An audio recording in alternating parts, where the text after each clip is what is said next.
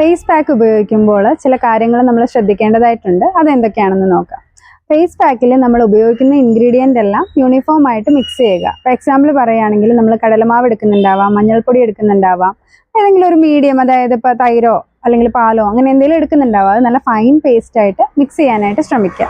ഇത് അപ്ലൈ ചെയ്തിട്ട് ഡ്രൈ ആയ ശേഷം വളരെ ജെന്റലായിട്ട് മസാജ് കൊടുത്തിട്ട് കഴുകിക്കളയുക. ഉണങ്ങിയ ശേഷവും ഫേസിൽ വെച്ചുകൊണ്ടിരിക്കരുത്. അങ്ങനെ ഇരിക്കുകയാണെങ്കിൽ മുഖത്തിൻ്റെ കോംപ്ലക്ഷൻ, അതായത് കളർ വ്യത്യാസം വരുന്നതിനും അതുപോലെ തന്നെ റിങ്കിൾസ് ഒക്കെ വരാൻ സാധ്യത കൂടുതലാണ്.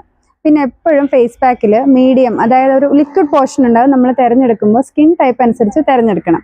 ഇപ്പോൾ ഒരു ഡ്രൈ സ്കിൻ ആയിട്ടുള്ള ഒരാളാണെങ്കിൽ അയാൾക്ക് പാൽ അല്ലെങ്കിൽ ഹണി പോലുള്ള മീഡിയം തിരഞ്ഞെടുക്കാം.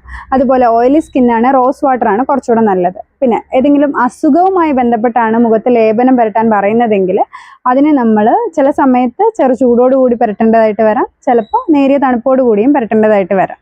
പിന്നെ എല്ലാവർക്കും ഫേസ് പാക്ക് ഇടാൻ സാധിക്കില്ല. ചില ആൾക്കാർക്ക് നമുക്ക് ഫേസ് പാക്ക് ചെയ്തുകൂടാ. അതായത് പനിയുള്ളവർ, ജലദോഷമുള്ളവർ, തലേന്ന് രാത്രിയിൽ ഉറങ്ങാതിരിക്കുന്നവർ, വയറ് സംബന്ധമായ എന്തെങ്കിലും ദഹനക്കേട് പോലുള്ള അസുഖങ്ങളുള്ളവർ എന്നിവർക്ക് ഫേസ് പാക്ക് ചെയ്യുന്നത് ഉത്തമമല്ല.